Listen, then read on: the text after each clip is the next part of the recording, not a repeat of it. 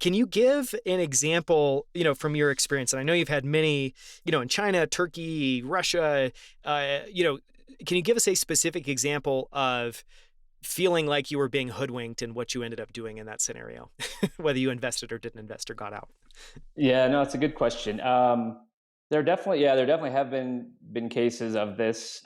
The way we've approached this is that, I mean, if you are being hoodwinked, it's very difficult to ascertain that through even a company site visit. So we talk a lot about patterns, which is looking at, whether it's sectors or areas or countries, patterns of companies that simply are more prone to this. And I think, a couple examples spring to mind where we either avoided the area or avoided the sector. There's a period of several years where Chinese companies that were listing in Singapore, I think they're referring to them as red chips at the time.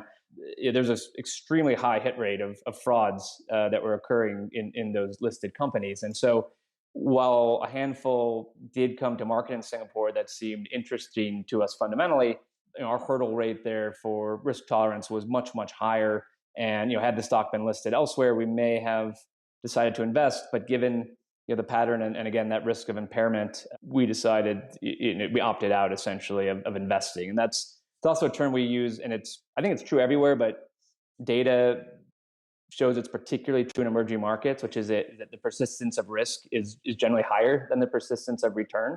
And I think oftentimes, and I'm hopeful that U.S. investors aren't receiving a rude awakening to this, but people forget that investing is you're acquiring risk when you invest. You're not acquiring certainty, which is, I think, what people have come down to. But back to examples, I think a couple other areas. The Sino Forest was a really well documented fraud in China, and I think, again, we were not involved, but whenever we looked at any sort of agriculture or resource company in China that where a large part of their value or growth was coming from tangible assets like forestry, acreage, or agricultural produce, animals, things of that nature, we've also really been quick to discount. So I think that there's those areas. There's also, to be frank, discussions you're having with, for example, when we used to meet with Russian companies, where it was almost, we're having discussions where essentially it was almost like open kimono, that they were hoodwinking you, and it was just sort of a matter of doing business. Because I think that's what's always a bit shocking initially, is that in a lot of these countries, like, corruption is tolerated to a certain extent. And I remember there's a CEO of a large U.S. multinational that you would recognize,